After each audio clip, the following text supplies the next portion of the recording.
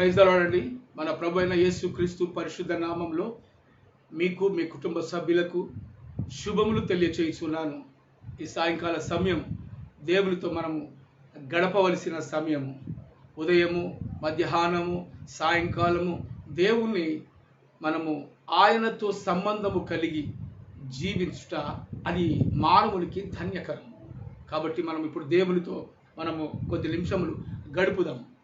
ఈ సాయంకాల సమయంలో దేవుని వాక్యాన్ని ధ్యానించుదాం, దేవుని స్తుతించుదాం, ప్రార్థించుదాం. దేవుడు మనకు చేసిన మేలులను బట్టి మనం దేవునికి స్తుతులు చెల్లించాలి, ఆయనను ఆరాధించాలి.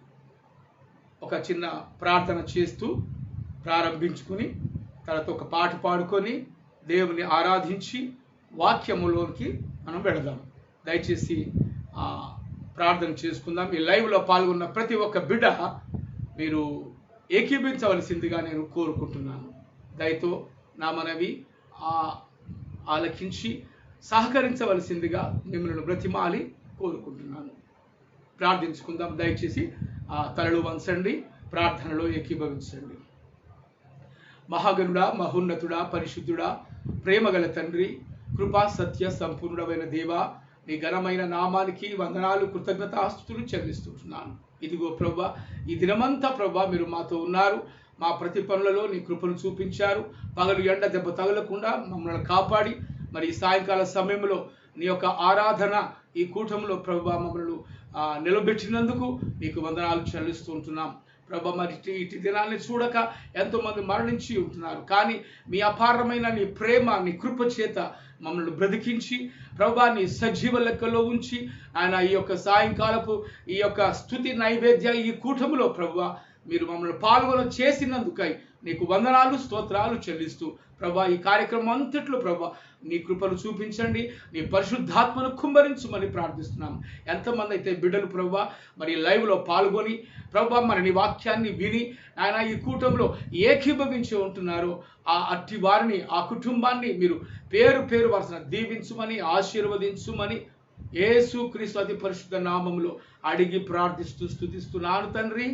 Amen, amen, amen. Praise the Lord. దేవునికి స్తోత్రం. హల్లెలూయా, హల్లెలూయా. ఇప్పుడు ఒక చక్కని పాట పాడుకుందాం. మన దేవుడు మహోన్నతుడు, సర్వోన్నతుడు, సర్వాధికారి.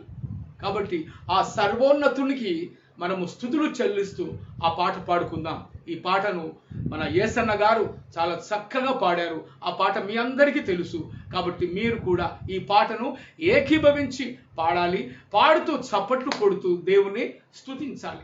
చప్పట్లు కొట్టుడి, సర్వజనులారా చప్పట్లు కొట్టుడి అని బైబిల్లో ఉంది. కాబట్టి మనం చప్పట్లు కొడుతూ గళము విప్పుతూ దేవునికి మన కంఠస్వరాన్ని వినిపింప చేయాలి. ఆయన పరలోకము నుండి ఆయన మనల్ని చూస్తూ ఉన్నాడు, గమనిస్తూ ఉన్నాడు. దేవుడు మనల్ని ఆయన అనుక్షణము కంటికి రెప్పవలే ఎలా కాపాడుతాడో అలాగే మన యొక్క ప్రవర్తన, మన తీరును కూడా ఆయన చూస్తూ ఉంటాడు. కాబట్టి ఈ పాటలు మనం పాడుతూ ఏకీభవించుదాం. హల్లెలూయా, దేవునికి స్తోత్రం. అందరూ తలలు పైకెత్తండి, పైకెత్తేసి ఈ యొక్క లైవ్లో మీరు ఏకీభవించండి, పాటను పాడండి, నోరు విప్పండి, హృదయము విప్పండి, మనసారా దేవుని స్తుతించండి. హల్లెలూయా, హల్లెలూయా, హల్లెలూయా. స్తోత్రం, స్తోత్రం, దేవునికి స్తోత్రం.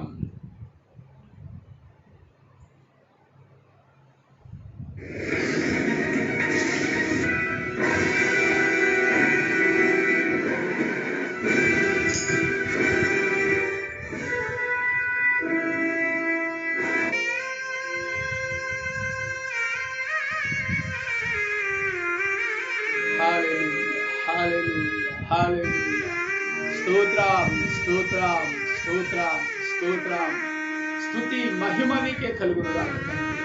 Thank you Jesus, thank you Jesus. నీవు చేసిన మేలులకు ప్రభువా ఏమి చిరునవ్వు తీర్చుకోవాలని తండ్రి. అందుకే నిన్ను స్తుతిస్తున్నాను. మా మనసారా, నోరారా, హృదయపూర్వకంగా నిన్ను స్తుతిస్తున్నాము తండ్రి. హల్లెలూయా, హల్లెలూయా, హల్లెలూయా.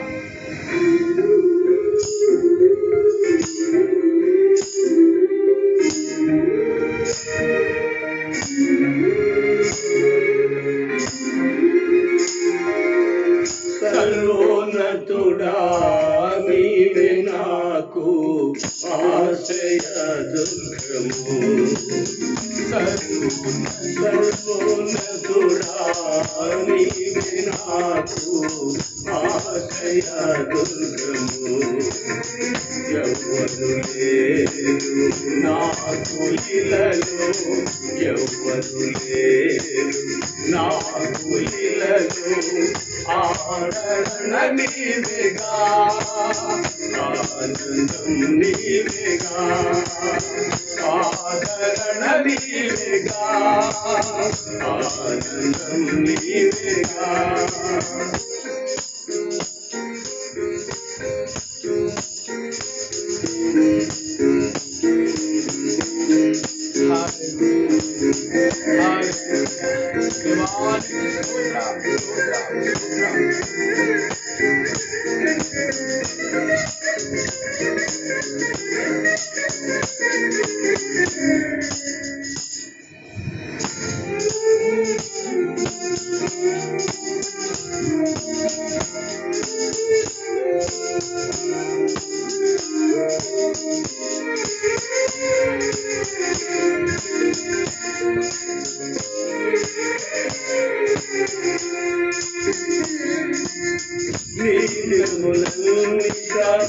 ఎవరు నీ ఎదుట నిలువలేరని యెహోషువాతో, నీ దినములనిక ఎవరు నీ ఎదుట నిలువలేరని యెహోషువాతో, వాగ్దానము చేసినావు,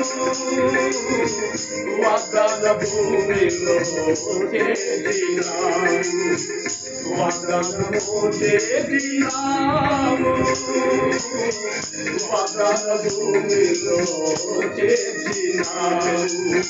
సర్వోన్నతుడా నీవే నాకు ఆశ్రయ దుర్గము. సర్వోన్నతుడా నీవే నాకు ఆశ్రయ దుర్గము. ఎవ్వరు లేరు నాకు ఇలలో, ఎవ్వరు లేరు నాకు ఇలలో, ఆదరణ నీవేగా, ఆనందం నీవేగా, ఆదరణ నీవేగా, ఆనందం నీవేగా.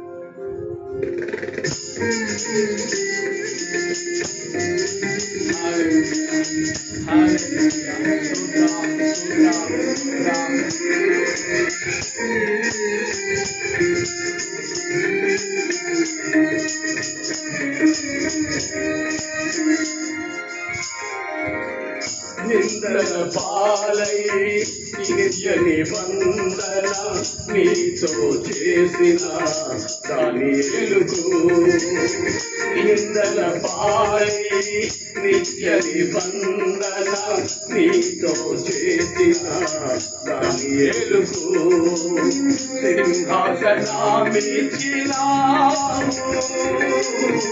సింహాసనోడను మోదినావు, సింహాసనమిచ్చినావు,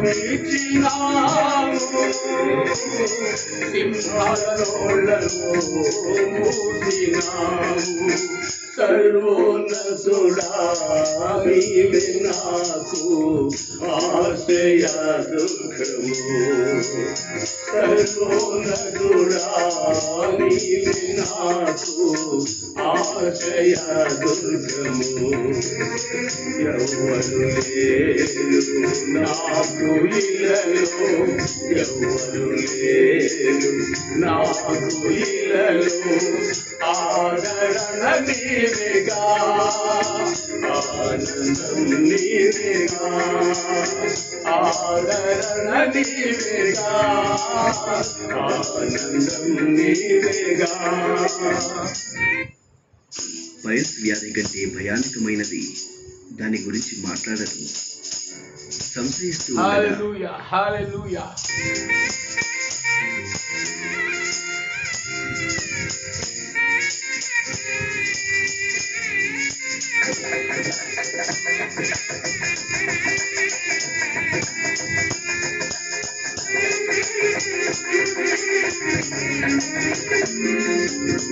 నీతి కిరీటం దర్శనముగా దర్శించిన పరిశుద్ధ పౌలుకు, నీతి కిరీటం దర్శనముగా దర్శించిన పరిశుద్ధ పౌలుకు విశ్వాసముగా జయ జీవితము ఇచ్చినావు, విశ్వాసము కాదినావు, జయ జీవితము ఇచ్చినావు. సర్వోన్నతుడా నీవే నాకు ఆశ్రయ దుర్గము, సర్వోన్నతుడా నీవే నాకు ఆశ్రయ దుర్గము. ఎవరు లేరు నాకు ఇలలో, ఎవరు లేరు నాకు ఇలలో ఆదరణ నీవేగా, ఆనందం నీవేగా, ఆదరణ నీవేగా, ఆనందం నీవేగా.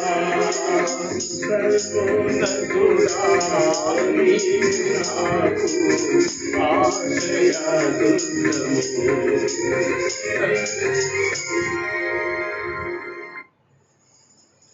దేవునికి స్తోత్రం. చక్కటి పాటను మనము పాడి దేవుని స్తుతించాం. సర్వోన్నతుడా నీవే నాకు ఆశ్రయ దుర్గము. ఎంత చక్కటి మాట అండి.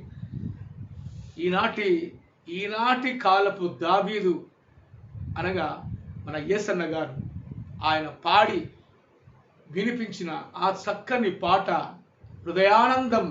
అది ఎంతో అనుభవ లోతుల్లో నుంచి వచ్చిన పాటను పాడి మనకు వినిపించారు. ఆ పాటలు అసలు ఎన్నిసార్లు విన్నా కూడా ఇంకా వినాలి వినాలి అనే అనిపిస్తుంది. ఇది ఆత్మతో కూడిన వాళ్లకు ఈ పాట దానిని అనుభవిస్తూ ఆనందిస్తూ ఉంటారు. అది నాకు చాలా ఇష్టం. యేసన్న గారి పాటలు అంటే అసలు నిజంగా ఎవరికి ఇష్టం లేని వాళ్ళైతే ఎవరు ఉండరు. ఆత్మతో నింపబడిన వాళ్ళు మాత్రం ఇవి గుండెకు హత్తుకుంటారు ఈ పాటల్ని. అది నాకు చాలా ఇష్టం. దేవునికి స్తోత్రం. ఈ సాయంకాల సమయంలో మనము ప్రార్థించుకున్నాం, తర్వాత పాటతో దేవుని స్తుతించాం, దేవుని ఆరాధించాం. ఇప్పుడు దేవుని యొక్క వాక్యంలోకి మనం వెళదాం. దయచేసి మీ యొక్క బైబిల్ తెరిచి మీరు అందులో ఉన్న మాటలను మీరు చూడవలసిందిగా నేను మనవి చేస్తున్నాను. ఎందుకంటే మీరు నాకు కనపడరు, నేను మీకు కనపడవచ్చు. అయితే దేవుని యొక్క వాక్యాన్ని మీరు ధ్యానించాలి. ఇది సాయంకాల సమయము. దేవుణ్ణి తప్పకుండా 7 గంటల నుంచి కనీసం 1 గంట సేపు అయినా మనం దేవుణ్ణి స్తుతించాలి, దేవుణ్ణి ఘనపరచాలి.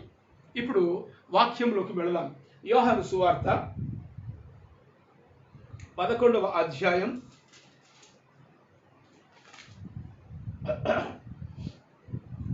1 నుండి 16 వచనాలు చదువుకుందాం. ఈ స్టోరీ ఇది అందరికీ తెలుసు.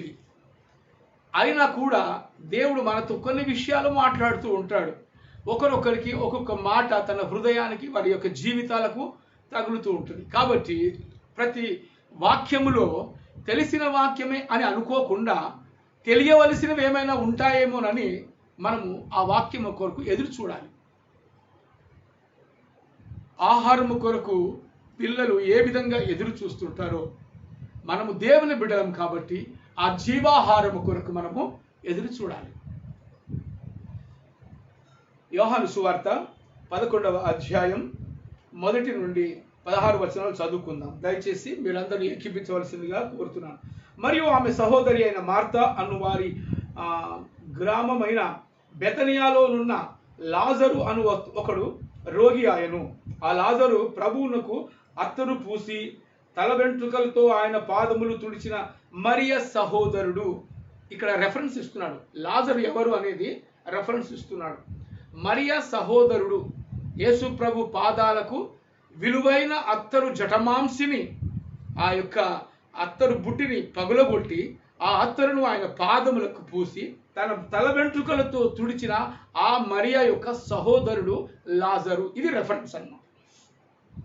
అయితే ఆయన పాదములు తుడిచిన మరియకు సహోదరుడు అతని అక్క చెల్లెళ్ళు, ప్రభువా ఇదిగో నీవు ప్రేమించువాడు రోగి అయి ఉన్నాడని ఆయన యొద్దకు వర్తమానం పంపిరి. యేసు అది విని, ఈ వ్యాధి మరణార్థమై వచ్చినది కాదు గాని దేవుని కుమారుడు దాని వలన మహిమపరచబడినట్లు దేవుని మహిమార్థమై వచ్చినదని చెప్పాను.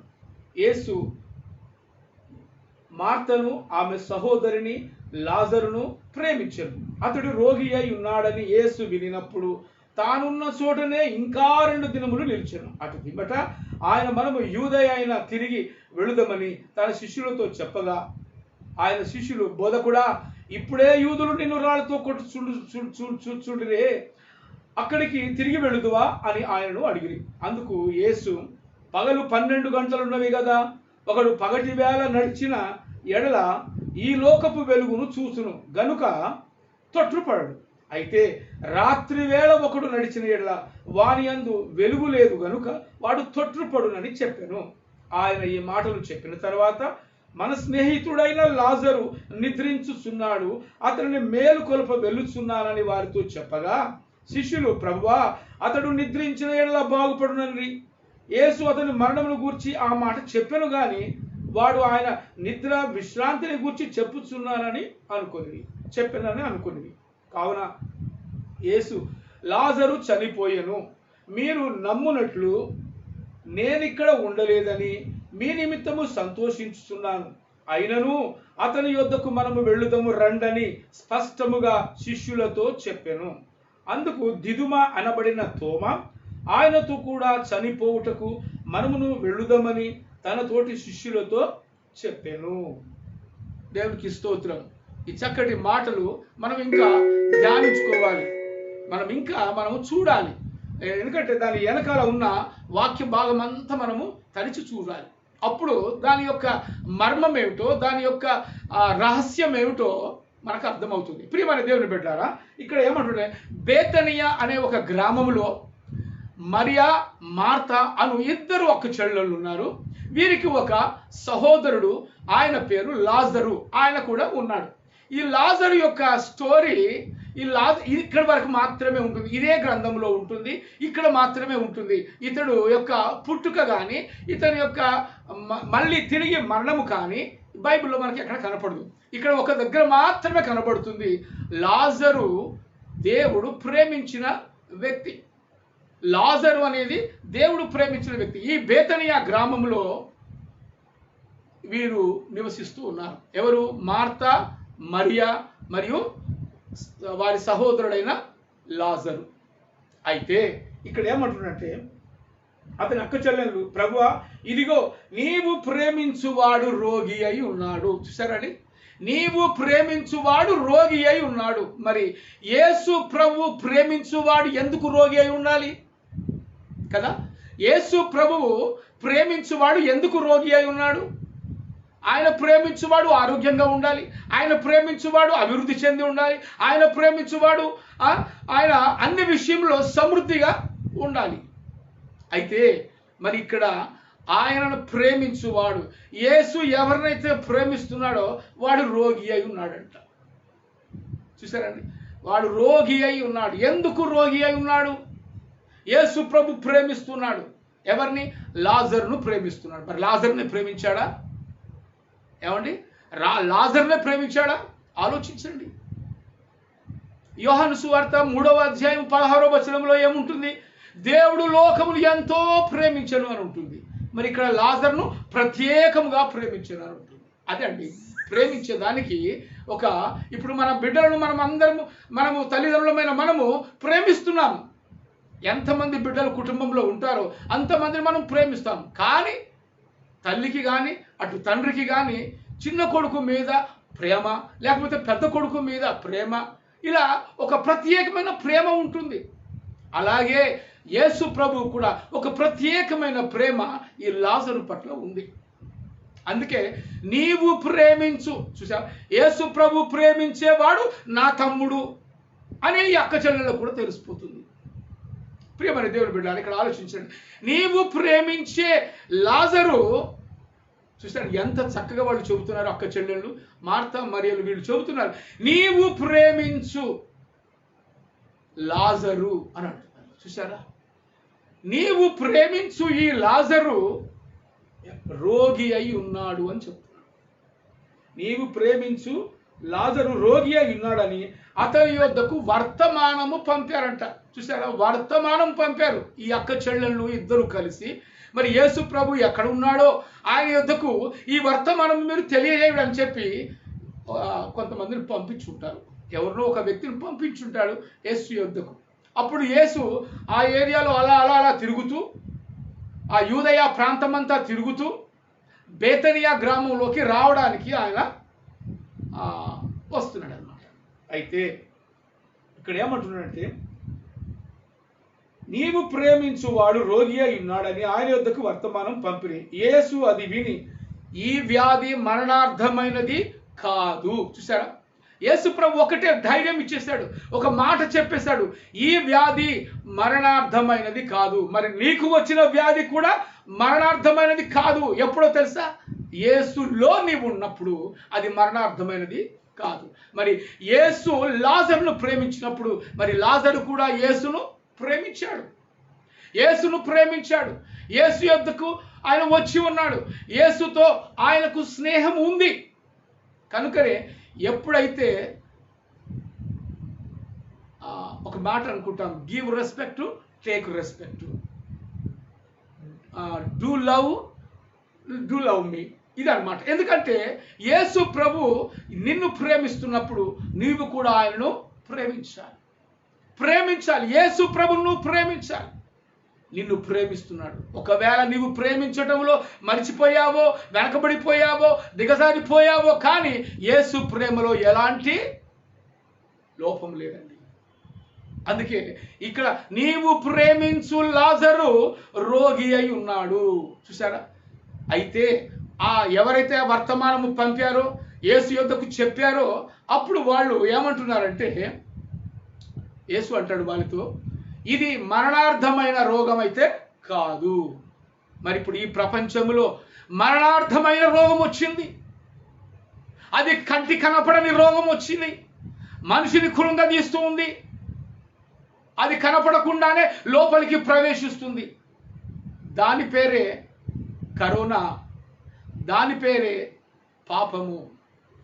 Praise the Lord, hallelujah. Corona కంటికి కనబడకుండా మనిషి లోపల ఎలా ప్రవేశిస్తుందో పాపం అనేది కూడా అలాగే ప్రవేశిస్తుంది. ప్రియమైన దేవుని బిడ్డలారా, పాపము కనపడకుండానే వెళ్ళిపోతుంది. అలాగే కరోనా కూడా కనపడకుండానే వెళ్ళిపోతుంది. మనిషిని పట్టి పీడిస్తుంది, మనిషిని దిగజారుస్తుంది. ఆత్మీయ జీవితంలో నుంచి అది దిగజారుస్తుంది ఈ పాపము అనే ఈ రోగము. మరి ఈనాడు నీవు నేను కూడా రోగముతో ఉన్నాం. మనం పాపము అనే రోగముతో మనము బాధపడుతున్నాము, కానీ మనం గ్రహించటం లేదు.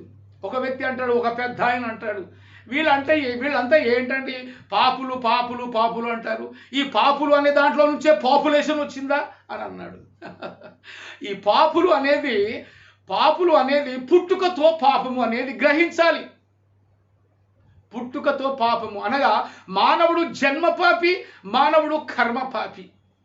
హల్లెలూయా. ఎందుకంటే మానవుడు తల్లిదండ్రుల కలయిక వల్ల ప్రతి మానవుడు జన్మించినాడనేది మనందరికీ తెలుసు. మరి మనమందరము కర్మ పాపులము కూడా. ఎందుకంటే చేష్టలతో మనము పాపం చేస్తున్నాం, తలంపులతో మనం పాపం చేస్తున్నాం, చూపులతో మనం పాపం చేస్తున్నాం, నోటితో మనము దుర్భాషలాడి మనము పాపం చేస్తున్నాం. మన హృదయము గర్వముతో, అహంకారముతో మదముతో నిండి ఉంటుంది. ఇవన్నీ పాపాలు కావా? కాబట్టి ప్రియమైన దేవుని బిడ్డలారా, పాపం అనే రోగం నీకు పట్టి పీడిస్తున్నప్పుడు నువ్వెప్పుడు మరణిస్తావో నీకు తెలియదు. ఎప్పుడు మరణిస్తావో తెలియదు. మరి లాజరుకు, యేసు ప్రేమించిన ఈ లాజరుకు రోగం వచ్చిందంట. రోగం అయితే దేవుడు ఇక్కడ ఒక అభయం ఇచ్చేస్తున్నాడు ఆ వచ్చిన వాళ్లకు, ఆ చెప్పిన వాళ్లకు. నీవు ప్రేమించే ఈ లాజరు ఆ బేతనియా అనే గ్రామంలో రోగి అయి ఉన్నాడయ్యా. ఆయన చావు బతుకుల మీద ఉన్నాడయ్యా. ఆయన ఉంటాడో పోతాడో మాకు తెలియదయ్యా. నీకు తెలియజేయమని వారి యొక్క సహోదరులు ఇద్దరు మార్తలు మరియలు నీకు చెప్పమని నన్ను పంపారు. అందుకే ఆ విషయం నీకు చెబుతున్నానని చెప్పి ఆ వర్తమానము పంపిన వాడు యేసుతో ఈ మాట చెప్పాడు. చెప్పినప్పుడు యేసు ఆయనకు ఒక మాట చెబుతున్నాడు. ఏమని? ఇది మరణార్థమైనది కాదని చెప్పుకో అని అంటున్నాడు. ఎంత గొప్ప విషయం అండి ఇది. ఇది మరణార్థమైన రోగం కాదు, ఇది మరణించవలసిన రోగం కాదు. మరి ఏ రోగం మరి ఇది కదా? మరి ఏ రోగం ఇది? ప్రియమైన దేవుని బిడ్డలారా, ఇక్కడ ఏమంటున్నట్టే ఈ వ్యాధి మరణార్థమైనది వచ్చినది కాదు, కానీ దేవుని కుమారుడు దాని వలన మహిమపరచబడునట్లు దేవుని మహిమార్థమై ఇది వచ్చింది. చూసారా? దేవుని మహిమార్థమై వచ్చే రోగాలు కూడా ఉన్నాయి. అది గ్రహించాలి మానవుడు. ఈ వ్యాధి దేవుని మహిమార్థమై వచ్చిందని మనం అనుకోవాలి. నీకున్న నాకున్న ఏ రోగమైనా కూడా దేవుని మహిమార్థమై వచ్చింది అని కూడా అనుకోవాలి. ఎందుకంటే యేసు రక్తంలో నీవు కడగబడ్డప్పుడు నీ పాపపు రోగం అనేది పోతుంది గనుక నీవు మహిమార్థమై, ఆయన మహిమార్థమై మనకు రోగం వస్తుంది. అయితే మరి ఆ రోగాన్ని పోగొట్టుకోవాలంటే, ఆ రోగాన్ని నీవు ఆ వ్యాధిని నయం చేసుకోవాలనుకుంటే నీవు యేసు యొద్దకు రావాలి. ఒకవేళ యేసు యొద్దకు నీవు రాలేదనుకో, అప్పుడు నీవు మరణించిపోతావు. ఎందుకో తెలుసా? దేవుని తెలుసుకోకుండా, యేసు ప్రభును నమ్మకుండా నీవు ఒకవేళ మరణించావనుకో, నీకు రక్షణ ఈ లోకములో లేదు గనుక నీకు ఆ పరలోకములో నిత్య నరకాగ్నిని నీవు చూస్తుంటావు. జాగ్రత్త ప్రియమైన దేవుని బిడ్డలారా. యేసు నిన్ను ప్రేమిస్తున్నాడా?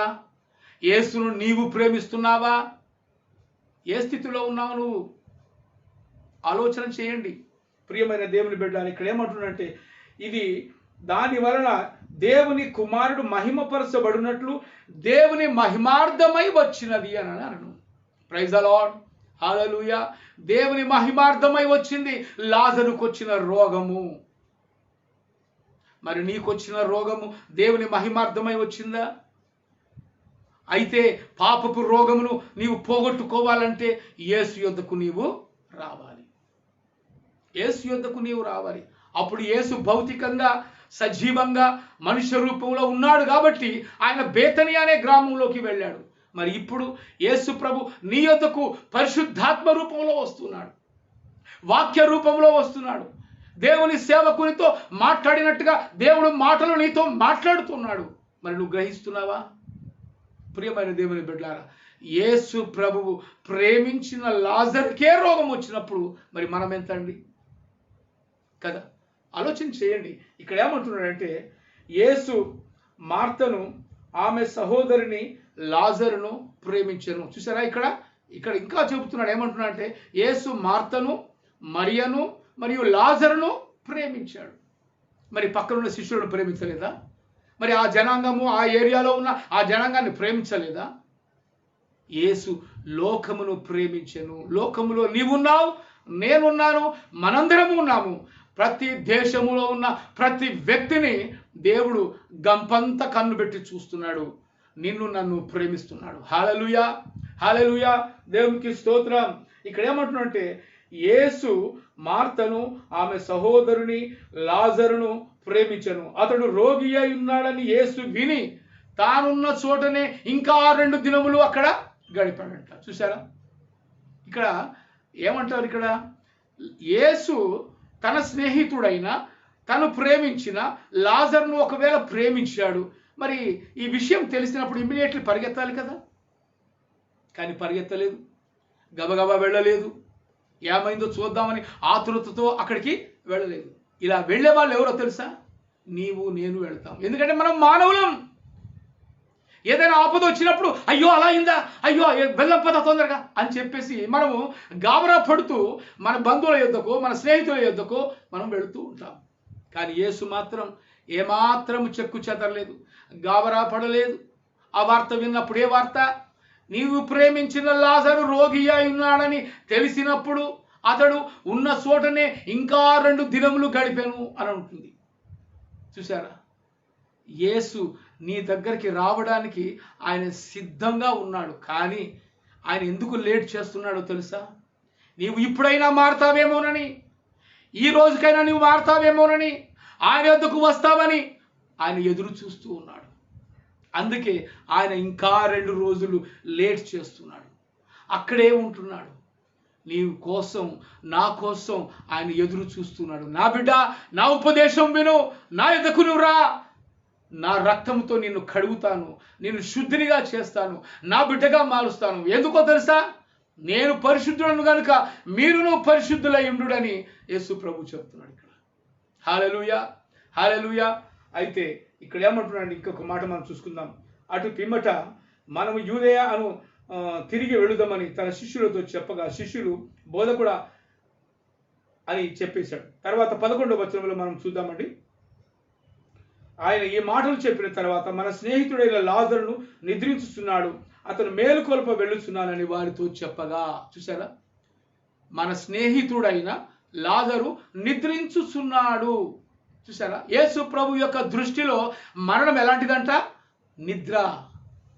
నిద్ర అది శాశ్వత నిద్ర మనం అనుకుంటాం. ఎందుకంటే ఆయన యేసు ప్రభు దృష్టిలో లాజరు ఏమయ్యాడు? నిద్రించుచున్నాడు. నిద్రపోయిన వాళ్ళు ఎప్పటికైనా లేస్తారు కదండి. మెలకు వస్తుంది, ఏదో సమయంలో మెలకు వస్తుంది, లేస్తాము, మన చేసుకునే పనులన్నీ చేసుకుంటాం. నిద్రపోయే వాళ్ళు లేస్తారు, ఇది మాత్రం గ్యారెంటీ. అవునా కదా? చనిపోయిన వాళ్ళు లెగరు, ఎందుకంటే వారికి ఏమీ తెలియదు. ఎందుకంటే వారి ఆత్మ వారి శరీరంలో ఉండదు కనుక వారు లెగరు. మరి నిద్రించే వారి ఆత్మ ఎప్పుడో ఒకసారి లేస్తారు. వారు మేలుకు రాగానే వాళ్ళు లేస్తారు. ఇదన్నమాట. అంటే యేసు ప్రభు యొక్క దృష్టిలో మరణము ఒక నిద్ర వంటిది. హల్లెలూయా, హల్లెలూయా. అయితే ఇక్కడ ఏమంటున్నాడంటే, యేసు ఈ మాటలు చెప్పిన తర్వాత మన స్నేహితుడైన లాజరు నిద్రించుతున్నాడు, అతన్ని మేలుకొలుప వెళ్ళుదాము పదండి అని అంటున్నాడు శిష్యులతో. మేలుకొలుప, అంతేగాని మరణించిన మనం లేపుదాం పదండి అని అన్నట్ల. అంటే యేసు ప్రభు దృష్టిలో అది మరణం కాదు, అది ఒక నిద్ర.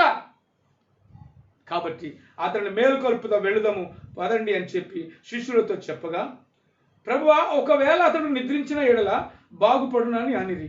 యేసు అతని మరణమును గూర్చి ఈ మాట చెప్పాను గాని వారు ఆయన నిద్ర విశ్రాంతిని గూర్చి చెప్పానని అనుకుని. చూసా? శిష్యులు గ్రహించడం లేదు. ఇక్కడ నిద్రిస్తున్నాడు అని అంటున్నాడు ఇతను, కానీ మరణించాడు కదా. మరి మరణము ఆయన దృష్టిలో నిద్ర అని మాత్రం వీళ్ళు అనుకోవటం లేదు. ఎందుకంటే ఒకవేళ ఆయన నిద్రించినట్లయితే, ఒకవేళ నీవు ప్రేమించే ఆ శిష్యుడు అనగా ఆ యొక్క స్నేహితుడు ఆ లాజరు ఒకవేళ నిజంగా నిద్రించినట్లయితే అతను లేస్తాడు. ఒకవేళ రోగి అయి ఉంటే బాగుపడతాడు. కానీ ఆయన మరణించాడు కదా అని అక్కడ ఉన్న శిష్యులు అతనితో చెప్తున్నారు. తర్వాత ఏమంటున్నాడు ఇక్కడ? యేసు అతని మరణమును గురించి ఆ మాట చెప్పాను కానీ ఆయన నిద్ర విశ్రాంతిని గురించి చెప్పానని అనుకుంది. కావున యేసు లాజరు చనిపోయెను, మీరు నమ్మునట్లు నేను ఇక్కడ ఉండలేదని మీ నిమిత్తము సంతోషించుతున్నాను, అయినను అతని యొద్దకు మనం వెళుదాం రండని స్పష్టంగా వారితో చెప్పాను. అందుకు దిదుమానబడిన తోమ ఆయనతో కూడా చనిపోటుకు మనమును వెళుదామని తన తోటి శిష్యులతో చెప్పాను. ఆయనతో కూడా మనము కూడా చనిపోదాం పదండి అని చెప్పేసి దిదుమానబడిన తోమ చెబుతున్నాడు. ఈ తోమ ఎప్పుడు కూడా అనుమానపు వ్యక్తి. ఎందుకంటే మరి లాజరు చనిపోయాడో లేదో చూద్దాం పద, ఒకవేళ నిద్రిస్తున్నాడో లేదో చూద్దాం పద, ఒకవేళ ఆయన నిద్రించినట్లయితే మనం కూడా నిద్రిద్దాం పద అని చెప్పేసి ఒక సందేహాత్మకంగా ఆయన మాట్లాడుతున్నట్టుగా మనం చూస్తున్నాం. మరి ఈనాడు మన హృదయాలలో కూడా సందేహం ఉంది. నిద్రించుట అనేది మరణంతో సమానం అనేది ఎలా అవుతుంది అని చెప్పి ఒక సందేహం ఉండొచ్చు. అయితే యేసు ప్రభు ఇక్కడ ఏమంటున్నాడంటే, యేసు వచ్చి అది వరకే అతడు 4 దినములు సమాధిలో ఉండెనని తెలుసుకున్నాను. చూసారా, లాజరు ఎన్ని దినాలు ఉన్నాడు? 4 దినములు సమాధిలో ఉండెనని తెలుసుకొని. మరి నిద్రించేవాడు సమాధిలో ఉంటాడా ఎక్కడైనా? కదండి, నిద్రించేవాడు సమాధిలో ఉంటాడా? ఉండడు. ఎందుకంటే నిద్రించువాడు ఎప్పుడు కూడా ఇంట్లో ఉంటాడు. కానీ యేసు దృష్టిలో నిద్రిస్తూ ఉన్నాడు ఈ యొక్క లాజరు. అయితే అప్పటికే 4 దినములైనదని సమాధిలో ఉండేనని తెలుసుకున్నాను. బేతనియా యెరూషలేము సమీపమై ఉండెను, దానికి ఇంచుమించు కోసెడు దూరము. బేతనియా యెరూషలేముకు సమీపమై ఉండెను. ఇప్పుడు మన కొంతమంది యెరూషలేమును చూడడానికని వెళుతున్నారండి. మన క్రైస్తవులు చాలామంది ఆ యొక్క యెరూషలేమును, ఇజ్రాయేలు దేశమును, యోర్దాను నదిని, ఎర్ర సముద్రమును, తర్వాత ఐగుప్తులోని ఆ పిరమిడ్స్ను చూడడానికి వెళుతున్నారు. అక్కడ బేతనియా అనే గ్రామాన్ని కూడా చూశారు. ద టాంబ్ ఆఫ్ లాజర్ అనేది కూడా అక్కడ వాళ్ళు చూస్తున్నారు. నేనైతే చూడలేదండి, కానీ చెబుతున్నాను, ఎందుకంటే మనం టీవీలలో చూస్తున్నాం. చూసే వాళ్ళు అక్కడ లాజర్ సమాధిని కూడా చూశారంట. యేసు సమాధిని కూడా వాళ్ళు చూసి వచ్చారు. ఎందుకంటే అక్కడ ఆనాడు యేసు ప్రభువు తిరిగిన ఆ ప్రాంతాలు వాళ్ళందరూ చూసి వచ్చారు. కానీ మనమైతే చూడకపోయినా కూడా చూసినంతగా మనం ఫీల్ అవుతున్నాం. అందుకే చూసి నమ్మిన వాడికంటే చూడక నమ్మిన వాడే ధన్యుడు. హల్లెలూయా, హల్లెలూయా. అయితే యెరూషలేమునకు కోసెడంత దూరంలోనే ఈ బేతనియా గ్రామంలో ఉంది. అయినా కూడా యేసు లేట్ చేశాడు. అయినా కూడా తను ఉన్న ఆ యెరూషలేములోనే ఇంకా 3 దినములు గడిపి మెల్లిగా ఆయన 4వ దినమున యేసు లాజరు సమాధి యొద్దకు యేసు వచ్చినట్టుగా మనం చూస్తున్నాం. ప్రియమైన దేవుని బిడ్డలారా, ఇక్కడ ఆయన వచ్చి ఏమంటున్నాడంటే,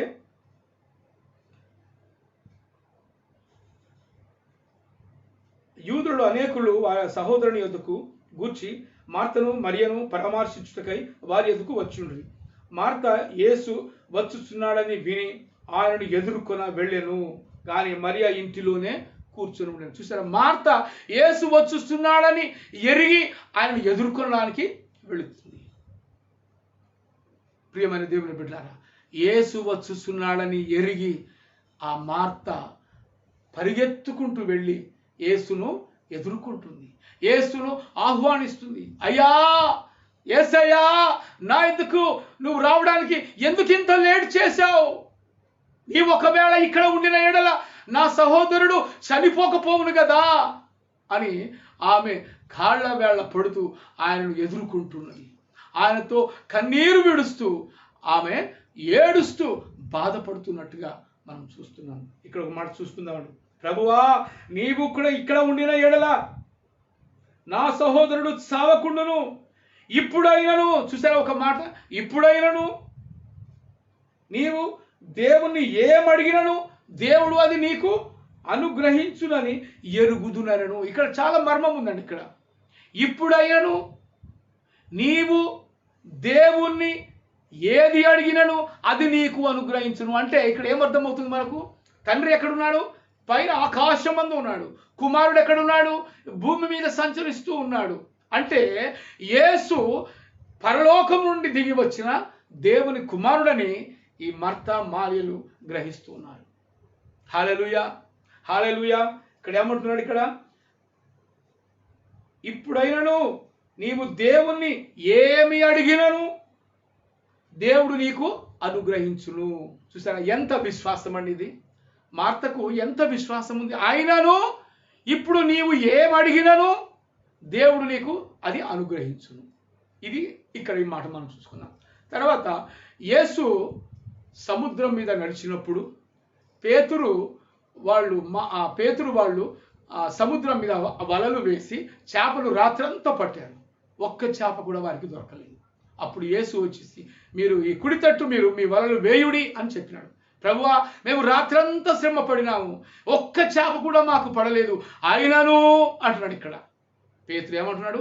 ఆయనను నీ మాట చొప్పున మేము వలలు వేస్తాము అన్నాడు. చూసారా, అది నమ్మకం, అది విశ్వాసం. ఎందుకంటే యేసు చెప్పినప్పుడు ఆ మాటకు శక్తి ఉంది అని అర్థం.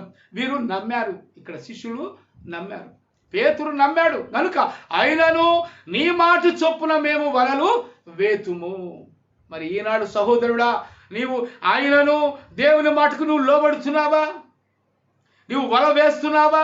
సువార్త అనే వల వేస్తున్నావా? ఆత్మలనే చేపలను పడుతున్నావా? ఆలోచించండి ప్రియమైన దేవుని బిడ్డలారా. ఇక్కడ ఏమంటున్నాడంటే, అయినను నీవు దేవుణ్ణి ఏమడిగినను దేవుడు నీకు అది అనుగ్రహించును. చూసారా ఎంత గొప్ప మాట అండి, ఎంత గొప్ప విశ్వాసం ఇది. ఆ మార్తకు ఎంత గొప్ప విశ్వాసం ఉంది. ఆయనను నీవు ఏమి అడిగినను దేవుడు నీకు అది అనుగ్రహించును అని అన్నాడు. అంతేగాని ఇక్కడ ఏమన్నాడు, ఆయనను మరి నువ్వు లేపుతావో లేవవో, మరి ఎందుకు వచ్చావు ఇంత లేటుగా, ఆయన చనిపోయాడు కదా, నువ్వు ఒకవేళ నువ్వు ఇక్కడ ఉన్నట్లయితే ఆయన చావకుండునేమో అని అనేవాళ్ళు. అయితే వాళ్ళు ఏమంటున్నారంటే, ఆయనను నీవు దేవుణ్ణి ఏది అడిగినా కూడా దేవుడు అది నీకు ఇస్తాడని ఒక నమ్మకముతో, పరిపూర్ణమైన విశ్వాసముతో, సంపూర్ణమైన నమ్మకముతో, ఆ సందేహింపక ఆ మార్త యేసయ్యను అడుగుతున్నట్టుగా మనం చూస్తున్నాం. అయితే ఇక్కడ ఏమంటున్నాడు తెలుసా, దేవుడు నీకు అనుగ్రహించును. అందుకు యేసు ఏమంటున్నాడు, నీ సహోదరుడు మరలా లేచుననెను.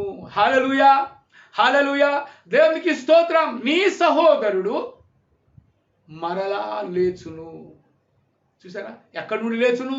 నిద్ర నుంచి లేచును. మరి నువ్వు లేస్తున్నావా? నీవు ఉన్న స్థితిలో నుంచి నువ్వు లేస్తున్నావా? యేసుని యొద్దకు రావడానికి సిద్ధపడుతున్నప్పుడు ఆయనను ఎదుర్కొనడానికి నువ్వు వెళుతున్నావా? ఎలా ఉంది మన స్థితిగతులు? ఎలా ఉంది మన పరిస్థితులు? యేసు వైపు చూస్తున్నావా?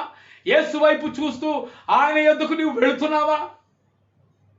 ప్రియమైన దేవుని బిడ్డలారా, ఇక్కడ ఆలోచించండి.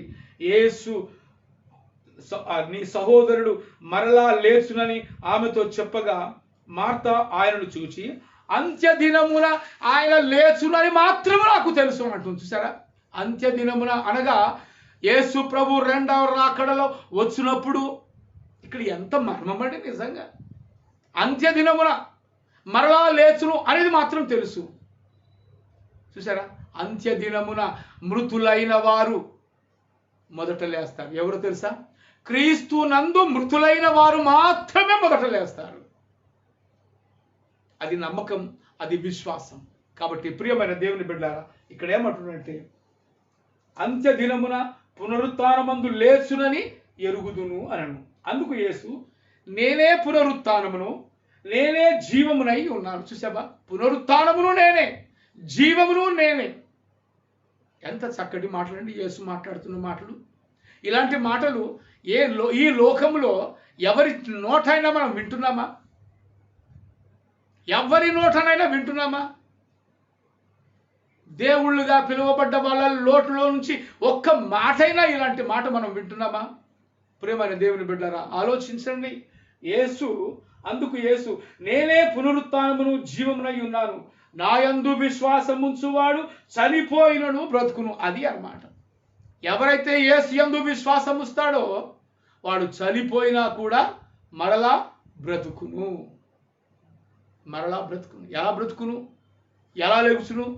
అంటే యేసు ప్రభు దృష్టిలో మరణం ఏంటి? నిద్ర. నిద్ర కాబట్టి నువ్వు నిద్ర నుంచి లేస్తావు. అందుకే చాలామంది ప్రభువునందు నిద్రించిరి అని చెప్పి మనం సమాధుల మీద చూస్తుంటాం కదా. ప్రభువునందు నిద్రించను అనే చూస్తాం. అంటే క్రైస్తవుల యొక్క నిరీక్షణ యేసు ప్రభువులో నుంచి వచ్చింది. అందుకే యేసు ప్రభు లాజరు యొక్క మరణాన్ని ఏ విధంగా ఉదాహరించాడు? నిద్రతో అది ఉదాహరించాడు, నిద్రతో పోల్చాడు. కాబట్టి ప్రతి క్రైస్తవుడు కూడా చనిపోయాడు అని మాత్రం అనరండి. తెలిసిన వాళ్ళు, అంటే దేవుని యొక్క వాక్యం బాగా తెలిసిన వాళ్ళు చనిపోయాడని మాత్రం ఎవరు అనరు. ఎందుకంటే ప్రభువునందు నిద్రించెను అని ఉంది. RIP, RIP, RIP, rest in peace అని అంటాం కదా. రెస్ట్ ఇన్ పీస్ అనగా, రెస్ట్ అనగా విశ్రాంతి. ఎక్కడ విశ్రాంతి? సమాధానము కలిగిన ప్రాంతంలో విశ్రాంతి, శాంతి ఉన్న ప్రాంతంలో విశ్రాంతి. ఇవన్నీ ఎక్కడ దొరుకుతాయండి? ఈ భూమి మీద శాంతి సమాధానం దొరుకుతుందా? ఎక్కడ దొరకదు, ఎవరిలో కూడా దొరకదు. కానీ యేసునందే విశ్రాంతి, యేసునందే సమాధానం, యేసునందే నిత్య జీవం, యేసుయందే పునరుత్థానం. హల్లెలూయా, హల్లెలూయా. మరి నేనే పునరుత్థానమును, నేనే జీవమునై ఉన్నాను. చూసావా ఎంత చక్కటి మాట. నేను జీవమునై ఉన్నాను అని అంటున్నాడు. అంతేగాని నేను విగ్రహమునై ఉన్నాను, లేకపోతే నేను ఆది అయి ఉన్నాను, నాలో జీవము లేదు, నేను ఒక శిల్పమును, నేను ఒక విగ్రహమును అని చెబుతున్నాడా యేసు ప్రభు? చెప్పటం లేదు. ఏమంటున్నాడు? నేను జీవమునై ఉన్నాను, నాలో జీవము నేను. చూసారా ఎంత చక్కటి మాట అండి. అందుకే ఆ యోహాను సువార్త ప్రకటనలో మనం చూస్తాం, యోహాను మొదటి పత్రికలు మనం చూస్తాం, ఏమని చూస్తాం, జీవవాక్యమును గూర్చి మేము ఏది వింటిమో, ఏది మా కన్నులారా మేము చూచితిమో, మా చేతులు దేనిని తాకెనో దానినే మేము ప్రకటిస్తున్నాం. హల్లెలూయా. దానిని మేము ప్రకటిస్తున్నాం. మేము చూసిన దానిని, మేము విన్న దానిని, మా చేతులు దేనిని తాకాయో అదే ప్రకటిస్తున్నాం. అదే మన విశ్వాసం. అందుకే ఆ బైబిలు ఇక్కడ జీవ గ్రంథమై ఉంది. చూసారా, జీవము కలిగిన దేవుడు మాట్లాడిన ప్రతి మాట ఈ జీవ గ్రంథంలో రాయబడి ఉంది. కాబట్టి ఈ జీవ గ్రంథము పరిశుద్ధ గ్రంథంగా మార్చబడింది. హల్లెలూయా, హల్లెలూయా, దేవునికి స్తోత్రం. ఇక్కడ ఇంకొక మాట మనం చూసుకుందాం. నేనే పునరుత్థానమును జీవమునై ఉన్నాను, నా యందు విశ్వాసముంచువాడు చనిపోయినను బ్రతుకును, బ్రతికి నా యందు విశ్వాసముంచువాడు ప్రతివాడు బ్రతికి నా యందు విశ్వాసముంచు ప్రతివాడు ఎన్నటికి చనిపోడు.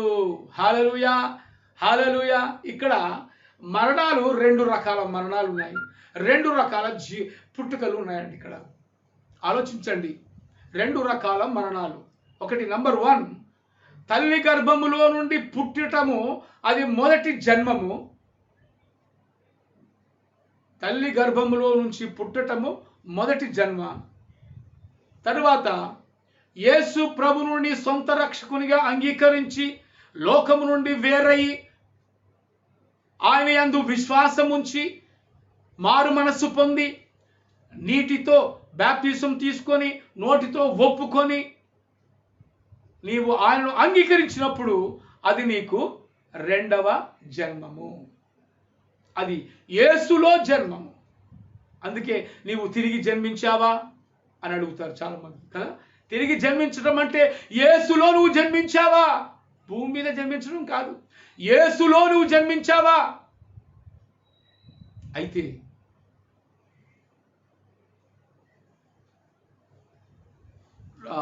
యేసు ప్రభు అంటున్నాడు, ఎవరైతే తిరిగి జన్మించి రక్షణ పొందుతారో వారు చనిపోయినను తిరిగి లేస్తారు. హల్లెలూయా. వారు చనిపోయినను అంటే నా యందు విశ్వాసముంచు ప్రతివాడు చనిపోయినను మరలా బ్రతుకును. ఎప్పుడు? అంత్యదినముల యందు దేవుని దూత బూర ఊదినప్పుడు, యేసు ప్రభు యొక్క 2వ రాకడ వస్తున్నప్పుడు, ఆ బూర ఊదినప్పుడు క్రీస్తు నందు మృతులైన వారు మొదట లేస్తారు. హల్లెలూయా. అది అన్నమాట. ఎక్కడి నుండి లేస్తారు? మరణం నుండి లేస్తారా?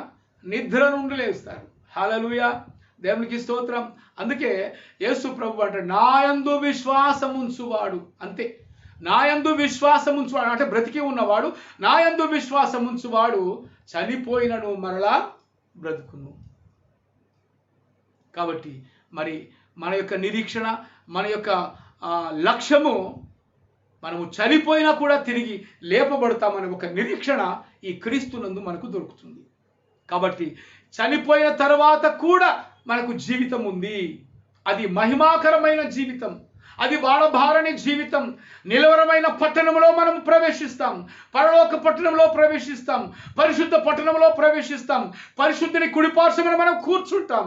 అదే మన నిరీక్షణ. అందుకే బ్రతికి ఉన్నప్పుడే యేసు ప్రభువును నమ్ముకోవాలి. అదే నీకు 2వ జన్మ. ఎప్పుడైతే నీవు 2వ జన్మ ఎత్తుతావో, ఒకడు క్రొత్తగా జన్మించితే కానీ వాడు దేవుని రాజ్యంలో ప్రవేశింపడు. చూసారా, ఒకడు క్రొత్తగా జన్మించాలి. క్రొత్తగా జన్మించాలి అంటే తల్లి గర్భం నుంచి జన్మించడం కాదు. ఇక్కడ క్రొత్తగా జన్మించటం అనగా యేసులో నీవు రావటం, యేసు ప్రభువును నీ సొంత రక్షకునిగా అంగీకరించటమే నీకు క్రొత్త జన్మ.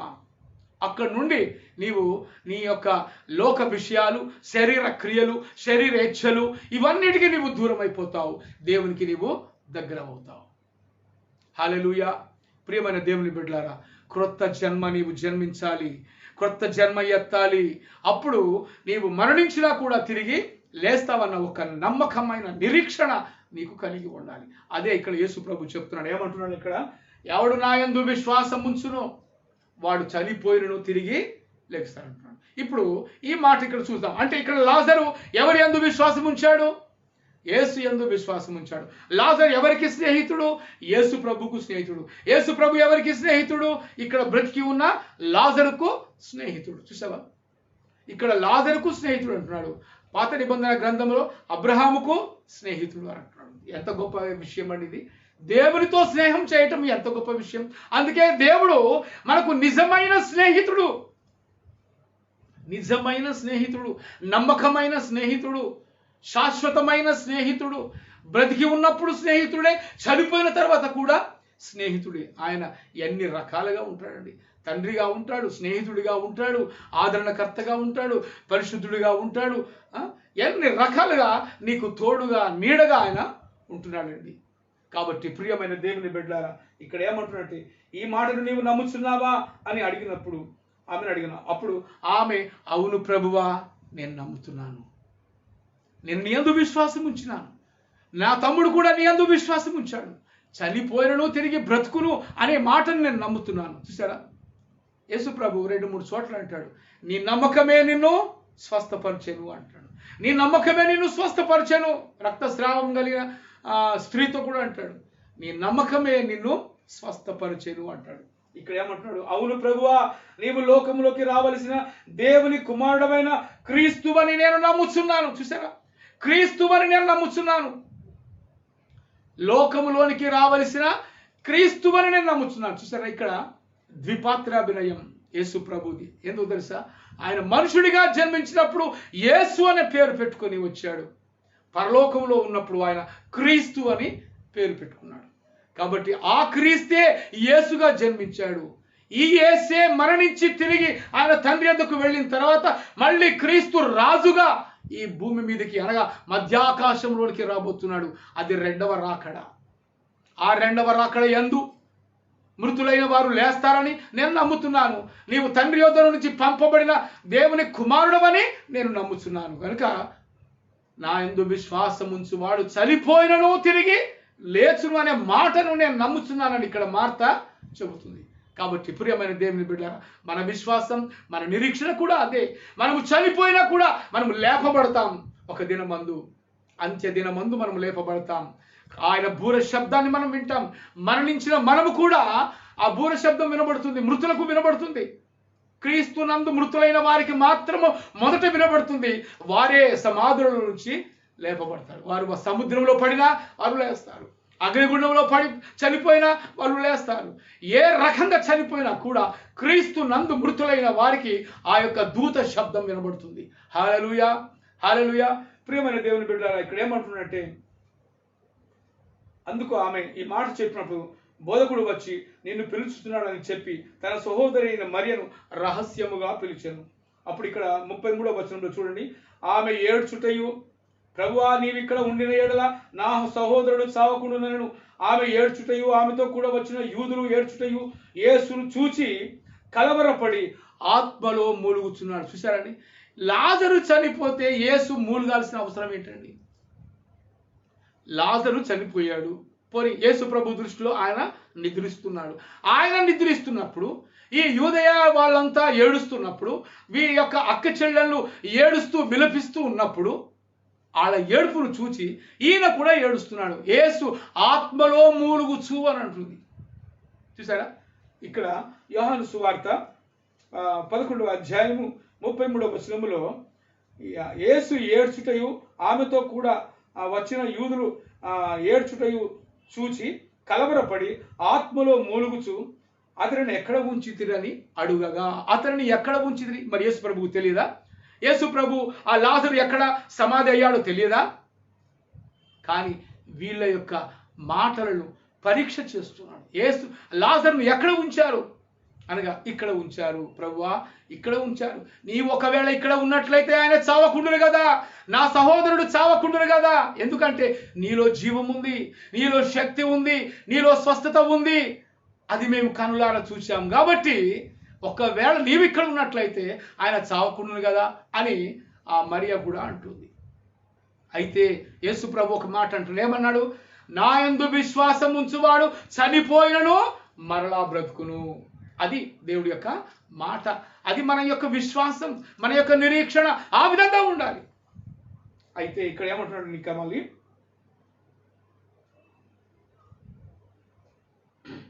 యేసు మరల 38వ వచనం, యేసు మరల తనలో మూలుగుచు సమాధి యొద్దకు వచ్చెను. అది ఒక పెద్ద గుహ. యేసు మూలుగుచు, ఆత్మలో మూలుగుచు అని చెప్పి మనం ఇక్కడ 2 సార్లు చూస్తున్నాం. ఆత్మలో మూలుగుచున్నాడు. ఇలా ఉండి నా స్నేహితుడు చనిపోయినాడు అని చెప్పేసి ఆత్మలో మూలుగుచు ఆ సమాధి యొద్దకు మెల్లిగా వెళుతూ వెళుతూ వెళుతూ అక్కడ చూస్తున్నాడు. ఏమంటున్నాడు ఇక్కడ? యేసు తనలో మూలుగుచు సమాధి యొద్దకు వచ్చెను. అది ఒక గుహ, దాని మీద ఒక రాయి పెట్టి ఉండెను. యేసు ఆ రాయిని తీసివేయుడి, ఆ రాయిని తీసివేయుడి అని చెబుతున్నాడు. ఇక్కడ ఏమంటున్నాడు? ఇక్కడ తీసి ఆ రాయిని దాని మీద ఒక రాయి పెట్టి ఉండెను. యేసు రాయిని తీసివేయుడని చెప్పగా చనిపోయిన వాని సహోదరి అయిన మార్త, ప్రభువా అతడు చనిపోయి ఇప్పటికే 4 దినములైంది గనుక ఇప్పటికి వాసన కొట్టునని అతనితో చెప్పగా, చూసారా, శరీరము కుళ్ళిపోయింది, 4 దినములైపోయింది చనిపోయి, మరి వాసన వస్తుంది కదా, మరి రాయినే తీయమని అంటున్నావు ఎందుకు అని చెప్పేసి ఈ మరియ అడుగుతుంది. మార్తకున్న విశ్వాసం ఏంటి? ప్రభువా నీవు దేవుని కుమారుడవని తెలుసు, దేవుడు తండ్రి అయిన దేవుడు నీవు ఏది అడిగితే కూడా అది ఇస్తాడని ఈ యొక్క మార్తకు తెలుసు. కానీ మరియ గ్రహించటం లేదేమో. మరి ఇక్కడ ఏమంటున్నాడంటే, ఇక్కడ ప్రభువా అతడు చనిపోయి 4 దినములైనది, ఇప్పటికీ వాసన కొట్టునని చెప్పగా అందుకు యేసు, నీవు నమ్మిన ఎడల దేవుని మహిమను చూతువు. హల్లెలూయా, హల్లెలూయా, దేవునికి స్తోత్రం. నీవు నమ్మిన ఎడల దేవుని మహిమను చూతువు అని అన్నాడు. నా మహిమను చూతువు అని అన్నాడు. ఇక్కడ ఏమన్నాడండి యేసు? నీవు నమ్మిన ఎడల దేవుని మహిమను చూతువు అన్నాడు. ఇదొక పాయింట్. తర్వాత యేసు ప్రభు కూడా సిలువలో ఉన్నప్పుడు, తండ్రి నీ చేతికి నా ఆత్మను అప్పగించుతున్నాను అని అన్నాడు. అనగా తండ్రి పంపిన ఆ యొక్క పనిని నెరవేర్చడానికి నేను ఈ భూమి మీదకి వచ్చాను కాబట్టి నా పని సమాప్తమైనది అని చెప్పేసి అక్కడ సిలువ మీద కూడా దేవుడు అనగా యేసు ప్రభు చెబుతున్నాడు. ఇక్కడ కూడా ఆ మాటలు పలుకుతున్నాడు. ఏమంటున్నాడు ఇక్కడ? నీవు నమ్మిన ఎడల దేవుని మహిమను చూతువని నేను నీతో చెప్పలేదా అని ఆమెతో అనను. చూసారా, నీవు నమ్మిన ఎడల, యేసును నమ్మిన ఎడల నీకు స్వస్థత కలుగును, యేసును నమ్మిన ఎడల నీవు ఆశీర్వదించబడదువు, యేసును నమ్మిన ఎడల నీకు రక్షణ దొరుకును, యేసును నమ్మిన ఎడల నీకు నిరీక్షణ కలుగును, యేసును నమ్మిన ఎడల నీకు పరలోకం దొరుకును. ఇది నమ్మటం అనేది చాలా ప్రాముఖ్యమైనది. కొంతమంది స్నేహితులను మనం నమ్ముతాం, కానీ అవసరం తీరే వరకు ఆ స్నేహితుడు మనతో మంచిగా ఉంటాడు, అవసరం తీరిన తర్వాత మోసం చేస్తుంటారండి. మోసమైన స్నేహితులు కూడా ఈ లోకంలో ఉంటారు. కానీ యేసు ప్రభు నిజమైన స్నేహితుడు. ఆయన నిన్ను ఎప్పుడు కూడా మోసము చేయడు. ఎందుకంటే నా కుమారుడా అని పిలుస్తాడు, నా బిడ్డ అని పిలుస్తాడు. నిన్ను ముదిమి వచ్చు వరకు నా చంకలో ఎత్తుకొని వాడను నేనే, నార చేతుల మీద చెక్కిన వాడను నేనే, నార చేతుల మీద నిన్ను నిలబెట్టుకుంటున్నాను అంటున్నాడు. కాబట్టి ప్రియమైన దేవుని బిడ్డలారా, ఎవరు ఆయన యందు విశ్వాసం ఉంచుతారో వారికి నిరీక్షణ, వారికి నిత్య జీవం వారికి కలుగుతుంది. అయితే నా యందు విశ్వాసం ఉంచువాడు చనిపోయినను మరలా బ్రతుకును అంటున్నాడు. అదే మన యొక్క విశ్వాసం అండి. యేసు ప్రభును నమ్ముకోవటం అంటే చనిపోయినా కూడా మనం తిరిగి లేపబడతాం, ఆయన దగ్గరికి వెళతామనే ఒక నిశ్చయము, ఒక నిరీక్షణ, ఒక నమ్మకం, ఒక విశ్వాసం దృఢమైనది మనకు ఉంది కాబట్టి యేసు ప్రభువులో మనం జీవిస్తున్నాం. అది యేసు ప్రభుకున్న శక్తి. కాబట్టి దేవుడు ఏ మాట చెప్పాడో ఆ మాటను తూచా తప్పకుండా ఆయన నెరవేర్చాడు. కాబట్టి మన యొక్క విశ్వాసం, మన యొక్క నమ్మకం ఏంటంటే మనము చనిపోయినా కూడా తిరిగి లేపబడతాం. మరి లాజరు కూడా ఇక్కడ ఏమంటున్నాడు? లాజరు కూడా నిద్రిస్తున్నాడని చెప్తున్నాడు. ఇంకొక మాట మనం చూసుకుందాం. అంతటా వారు రాయిని తీసివేసిరి. రాయిని తీసివేసిరి. చూసారా, రాయిని తీసివేసిరి. మరి మనలో కూడా కొన్ని రాళ్ళు ఉండొచ్చు, ఆటంకాలు ఉండొచ్చు, సమస్యలు ఉండొచ్చు. వాటిని తీసి పక్కన పెట్టండి. చేయరాని పాపములు మనలో ఉన్నట్లయితే వాటిని తీసి పక్కకు పెడదాం, యేసు వైపు చూద్దాం. ఒకవేళ ఇలాంటి అక్రమాలు, పాపములు, దురాక్రమణలు, అహంకారము, గర్వము, మోసము, మనలో ఉంటే వాటిని పక్కకు పెట్టండి. అప్పుడు యేసు నీ యొద్దకు వస్తాడు, నీతో మాట్లాడతాడు, నిన్ను రక్షించడానికి ఆయన ఈ లోకానికి వస్తున్నాడు. కాబట్టి ప్రియమైన దేవుని బిడ్డారా, ఆలోచించండి. యేసు ఏమంటున్నాడు తెలుసా? యేసు కన్నులు పైకెత్తి, చూసారా, యేసు కన్నులు పైకెత్తి ఆయన దేవునికి అనగా తండ్రి అయిన దేవునికి మొరపెడుతూ ఉన్నాడు. ఏమంటున్నాడు చూడండి. యేసు కన్నులు పైకెత్తి, తండ్రి నీవు నా మనవి వినినందున నీకు కృతజ్ఞతాస్తుతులు చెల్లించుచున్నాను అంటున్నాడు. చూసారా, నా మనవి వినినందున నీకు కృతజ్ఞతాస్తుతులు చెల్లిస్తున్నాను. చూసారా, మరి తండ్రి మన మనవి వింటున్నప్పుడు మనం ఎన్ని కృతజ్ఞతాస్తుతులు చెల్లిస్తున్నాం? దేవునికి ఎంత మనం రుణపడి ఉంటున్నాం కదా. మరి దేవుడు మన జీవితంలో ఎన్నో మేలు చేస్తున్నాడు, మనం అవి గ్రహించలేకపోతున్నాం. నిజంగా చెప్పాలంటే మనము బ్రతికి ఉండటమే ఆయన చేసిన గొప్ప మేలు. అందులో మన పనులలో, మన క్రియలలో మనము ఏ పని కావాలన్నా ఆ పనిని మనం దేవుని అడిగినప్పుడు దేవుడు ఇంకా మేలు చేస్తూనే ఉంటాడు. ప్రియమైన సహోదరులారా మీరు ఆలోచించండి. మీరందరూ దేవుని ప్రేమించువారిగా ఉన్నట్లయితే, నమ్మకంతో విశ్వాసంతో ఉన్నట్లయితే దేవుడు ఏది అడిగితే కూడా అది మన జీవితంలో ఇస్తాడనమాట. కాబట్టి ఇక్కడ ఏమంటున్నట్టే, ఆయనకు కృతజ్ఞతాస్తుతులు చెల్లిస్తున్నాను, నీవు ఎల్లప్పుడూ నా మనవి వినుచున్నావని నేను ఎరుగుదును. చూసారా, ఎల్లప్పుడూ ఇక్కడ యేసు కన్నులెత్తి పైకి చూస్తూ, నేను ఏ మనవి అడిగినా కూడా అది నా మనవి విన్నావు, అద్భుత కార్యాలు చేశావు, ఆశ్చర్య కార్యాలు చేశావు, బాగులేని వారిని బాగు చేశావు, ప్రతి అద్భుతాలు నీవు చేశావు తండ్రి, ఇప్పుడు కూడా నువ్వు చేస్తావని నమ్ముచున్నాను అని మనము అనుకోవాలి. ఇక్కడ ఏమంటున్నట్టే, నీవు ఎల్లప్పుడూ నా మనవి వినుచున్నావని నేను ఎరుగుదును గాని నీవు నన్ను పంపితివని చుట్టూ నిలిచి ఉన్న ఈ జనసమూహము నమ్మునట్లు వారి నిమిత్తమై ఈ మాట చెప్పి తిన్నాను. చూసావా, నీవు నన్ను పంపినావని ఈ జన సమూహము నమ్మునట్లు నేను నీతో మనవి చేసుకుంటున్నాను. తండ్రి, ప్రతి విషయంలో నువ్వు నా మాట విన్నావు, నా మనవిని ఆలకించావు, ఈ జనాలు తెలుసుకోవాలని చెప్పి నేను నీతో మొరపెడుతున్నాను తండ్రి అని యేసు ప్రభు తండ్రితో చెప్పుకుంటున్నాడు, ప్రార్థిస్తున్నాడు, కన్నులెత్తి తండ్రి అయిన దేవుడికి మొరపెడుతున్నట్టుగా మనం చూస్తున్నాం. అయితే ఆయన ఇలాగ చెప్పి లాజరు బయటికి రమ్మని బిగ్గరగా చెప్పగా, చూసారా, ఒకటే మాట, యేసు లాజరు బయటికి రా అంటున్నాడు. లాజరు నువ్వు బయటికి రా. ఏ స్థితిలో ఉన్నావు? గుహలో ఉన్నావు, చీకటి గుహలో ఉన్నావు. కాబట్టి నువ్వు కట్టబడి ఉన్నావు, కట్లతో కట్టబడి ఉన్నావు. కాబట్టి లాజరు నువ్వు బయటికి రా అన్నాడు. చూసావా, ఎక్కడి నుండి బయటికి రావాలి? చీకటి గుహలో నుంచి బయటికి రావాలి. ఎక్కడి నుండి రావాలి? కట్లలో నుంచి బయటికి రావాలి.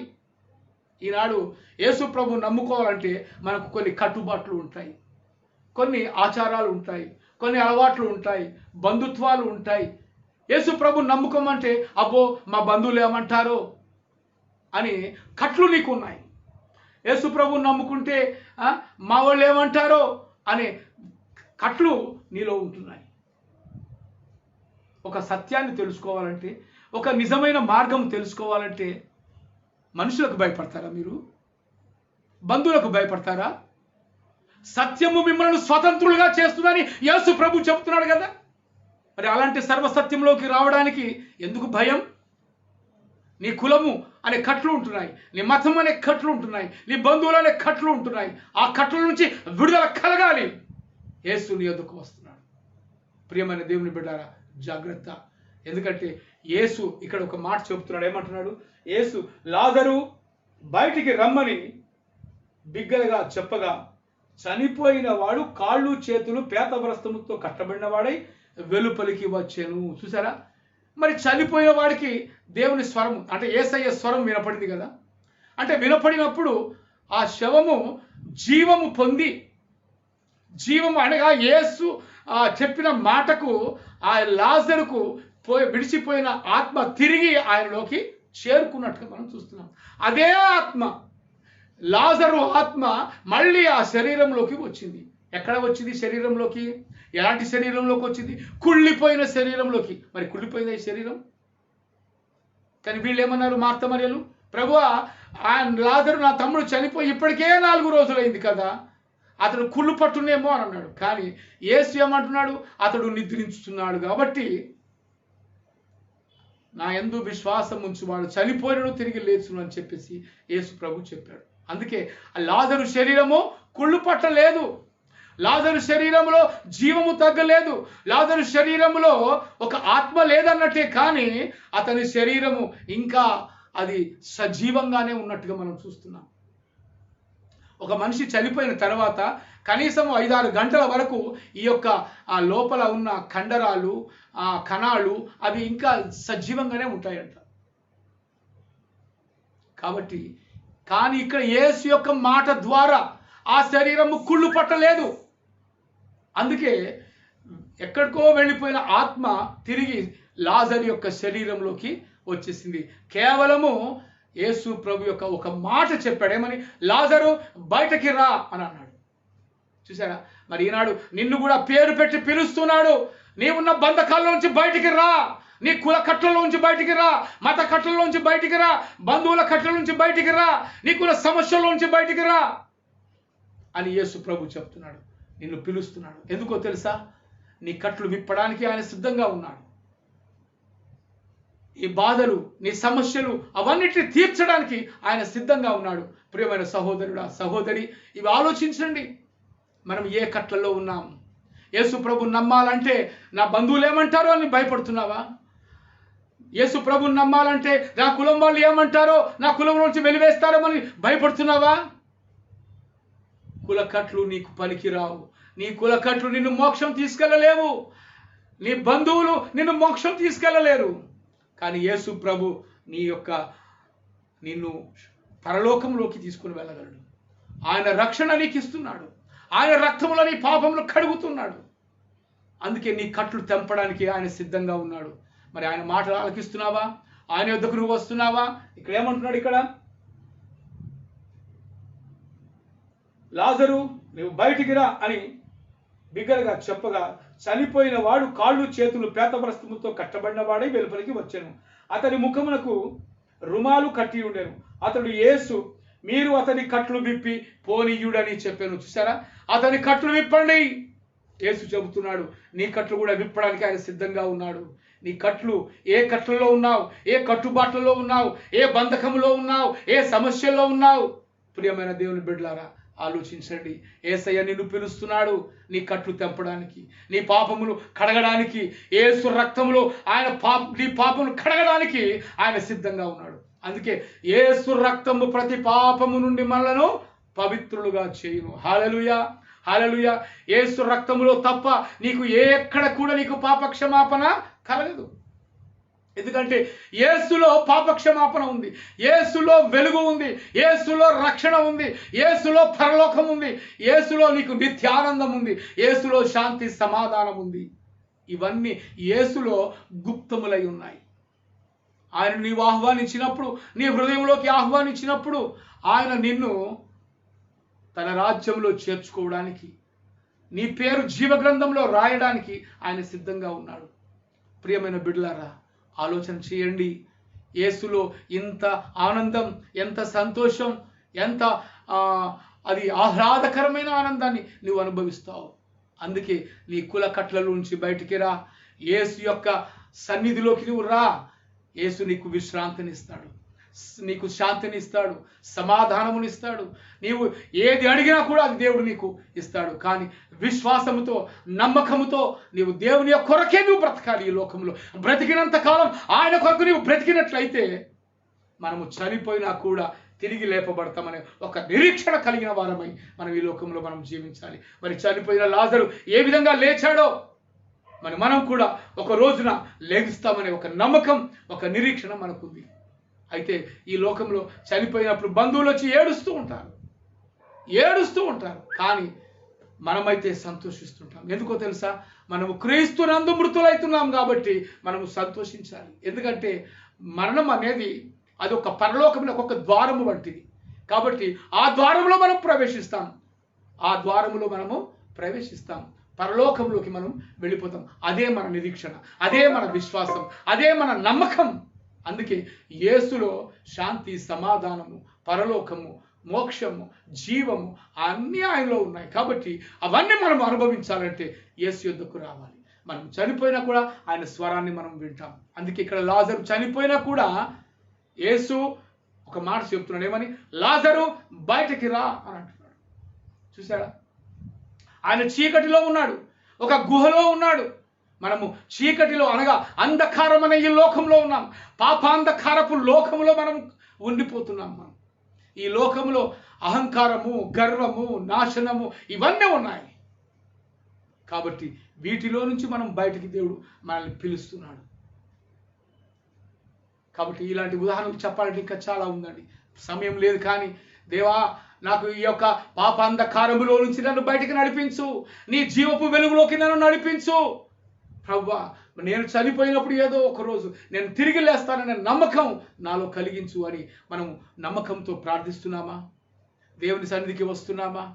ఆలోచించండి ప్రియమైన దేవుని బిడ్డలారా, నా జీవితం ఎలా ఉంది అని మనం ప్రశ్నించుకోవాలి. మన పాపములు కడగవాలంటే యేసు యొద్దకే మనము రావాలి. యేసు ఒక్కడే పాప క్షమాపణ చేసేవాడు. ఆయనకే అధికారం ఉంది. మరి ఎవరికి కూడా ఈ లోకంలో పాపాన్ని క్షమించే అధికారం లేదండి. ఆలోచించండి. ఎవరైనా చెప్పారా? ఏ గ్రంథంలోనూ రాయబడి ఉందా మీ పాపాలు క్షమించబడతాయని చెప్పి? ఏ గ్రంథంలోనూ రాయబడి ఉందా? ఎక్కడ లేదు. అందుకే ఈ బైబిలు ఇది జీవ గ్రంథం, సజీవమైనది, రెండంచులు కలిగిన ఖడ్గం. కాబట్టి ప్రియమైన దేవుని బిడ్డలారా, ఇది నువ్వు చదివినప్పుడు నీ జీవితమే టోటల్గా మారిపోతుంది. ఒక భక్తుడు ఆర్ఆర్కే మూర్తి గారు ఈ బైబిల్లో ఏమైనా తప్పులు ఉన్నాయేమో చూద్దామని చెప్పేసి బైబిల్ అంతా చదువుతున్నాడంట. చదువుతున్నప్పుడు బైబిల్లో తప్పులేమో కానీ ఆయన తప్పులను ఈ బైబిల్ పడుతుంది. అరే, ఇలాంటి గ్రంథాన్ని నేను ఎప్పుడు చదవలేదే, నేను ఏం చేశానో, నేను ఏం ఆలోచించానో, నా ప్రవర్తన ఏంటో, నా జీవితం ఏంటో ఇందులో రాయబడి ఉంది. మరి నేను ఇన్ని గ్రంథాలు చదివానే, మరి దాంట్లో నాకు ఏది కనపడలేదే, ఇలాంటిది కనపడలేదు అని చెప్పేసి ఆయన ఆశ్చర్యపోయి ఈ బైబిల్ ఇంకా చదవటం మొదలుపెట్టి తన జీవితాన్ని మార్చుకున్నట్టుగా మనం చూస్తున్నాం. ప్రియమైన దేవుని బిడ్డలారా, ఈ బైబిల్ గ్రంథము ఇది పరిశుద్ధమైన గ్రంథము, ఇది మన జీవితాలను మార్చే గ్రంథము. దీన్ని మనం నమ్మినట్లయితే దేవుడు మనకు నిత్య జీవమును అనుగ్రహిస్తాడు. దయచేసి మనం ప్రార్థించుకుందాం. ఎందుకంటే లాజరును లేపినట్టుగా మనల్ని లేపుతాడు. అదే నమ్మకం, అదే విశ్వాసం మనలో ఉండాలి. ప్రార్థించుకుందాం. తలలు వంచండి దయచేసి. మహాగణుడా, మహోన్నతుడా, పరిశుద్ధుడా, ప్రేమగల తండ్రి, కృపా సత్య సంపూర్ణుడా, నీ పాదములకు వందనాలు చెల్లిస్తున్నాం. ఇదిగో ప్రభువా, మరి లాజరు ప్రభువా, నీవు ప్రేమించిన లాజరు, నీ స్నేహితుడైన లాజరును నువ్వు ప్రేమించావు.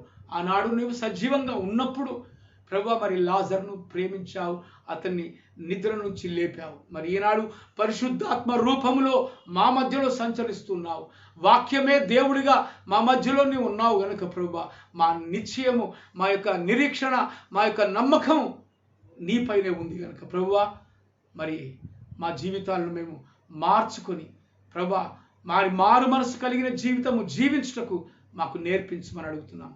నీ గ్రంథము సత్య గ్రంథము, అది జ్ఞాన గ్రంథము, అది జీవ గ్రంథము, అది ఆత్మలను ఉజ్జీవింపజేసే గ్రంథము, ఆత్మలను మార్చే గ్రంథం, జీవితాలను మార్చే గ్రంథము కనుక ప్రభువా, అలాంటి గ్రంథాన్ని మేము చదివి ఆకళింపు చేసుకొని అర్థం చేసుకొని వాక్యానుసారంగా బ్రతుకుట మాకు నేర్పించమని మేము ప్రార్థిస్తున్నాము తండ్రి. కృప వెంబడి కృపను దయచేయండి. యేసు రాజా, నీకే స్తుతి, మహిమ, ఘనత, ప్రభావాలు చెల్లిస్తుంటున్నాం. నీవు నమ్మిన యెడల దేవుని మహిమను చూతుమన్నావు. మరి ప్రభువా, మేము నమ్ముతుంటున్నాం. నీ మహిమను మాకు కనుపరచండి. నీ యొక్క ఆశ్చర్య కార్యములు మా జీవితంలో ఇంకా చేయండి ప్రభువా. నీ వైపే చేతులు చాపుతున్నాం. మా పాపములన్నీ నీ రక్తంలో కడిగి మమ్మల్ని శుద్ధులుగా చేసి పరిశుద్ధుల గుంపులో చేర్చండి. సార్వత్రిక సంఘములో మమ్మల్ని చేర్చండి. ఎత్తబడే గుంపులో మమ్మల్ని చేర్చండి ప్రభువా. నీ సహాయం మాకు అందించమని అడుగుతుంటున్నాం. ఈ లైవ్లో పాల్గొన్న ప్రతి ఒక్క బిడ్డలను ప్రభా, పేరు పేరు వరుస మీరు దీవించమని, ఆశీర్వదించమని, వారికి ఉన్న సమస్యల నుంచి విడుదల కలిగించమని, వారు ఒకవేళ బాగులేకపోతే ప్రభా వారిని ఇప్పుడే బుట్టి స్వస్థపరచమని ప్రార్థిస్తుంటున్నాం. కృప వెంబడి కృపను దయచేయమని అడుగుతున్నాం యేసయ్య. మరి మా దేశం కోసం ప్రార్థిస్తున్నాం. మా దేశానికి స్వస్థత దయచేయండి, మా దేశానికి రక్షణ దయచేయండి, మా దేశానికి ప్రభువా వెలుగు అనుగ్రహించండి ప్రభువా. మరి చీకటిలో అంధకారములో మునిగిపోతుంది నాయనా. మరి అహంకారులు మరి ద్రోహం చేసేవారు మోసగాళ్ళు అనేకులు ప్రభా మరి దేశంలో ఉంటున్నారు. ఎవరిని మోసం చేయడానికి కనిపెడుతూ ఉంటున్నారు ప్రభా. అలాంటి వారి మనస్సు మార్చి ప్రభా మంచి మనసు మంచి జీవితం వారికి అనుగ్రహించండి తండ్రి. మరి లోకంలో అన్యాయము అక్రమము అవినీతి బాగా ఉంటుంది ప్రభువా. వీటన్నిటిని తీసివేయమని వారి యొక్క మనసును మార్చమని ప్రార్థిస్తున్నాం. కృప వెంబడి కృపను దయచేయమని అడుగుతున్నాం యేసయ్య. ప్రతి వాని మోకాలు యేసు నామములో వంగునట్లు చేయమని అడుగుతుంటున్నాం. ఈ ప్రార్థనలో ఏకీభవిస్తున్న ప్రతి బిడ్డలను ప్రభా మీరు పేరు పేరు వరుస మీరు దీవించుమని ఆశీర్వదించుమని వారికి ఉన్న సమస్యలన్నింటినీ తొలగించుమని ప్రభా. మరి ఆర్థిక ఇబ్బందుల చేత బాధపడుతున్న ప్రతి బిడ్డలను కూడా ప్రభా మీరు ఆశీర్వదించుమని ప్రభా సమస్యల నుంచి విడుదల కలిగించుమని ప్రార్థిస్తుంటున్నాం. ఆసుపత్రులలో మరి రోగముల చేత బాధపడుతున్న ప్రతి బిడ్డలను కూడా ప్రభా నీ రక్త ప్రోక్షణ చేసి బాగు చేయమని ముట్టండి స్వస్థపరచమని ప్రార్థిస్తున్నాం. ప్రత్యేకంగా ప్రభా మరి కరోనా చేత ఐసోలేషన్లో ప్రాణాపాయ స్థితిలో ఉన్న ప్రతి ఒక్క బిడ్డలను కూడా ప్రభా మీరు ముట్టండి తాకండి స్వస్థపరచండి ప్రభా. మరి మా దేశంలో నుండి అలాగే ప్రపంచ దేశాల్లో నుంచి ఈ కరోనా వైరస్ని యేసు నామములో గద్దిస్తుంటున్నాం తండ్రి ప్రభా.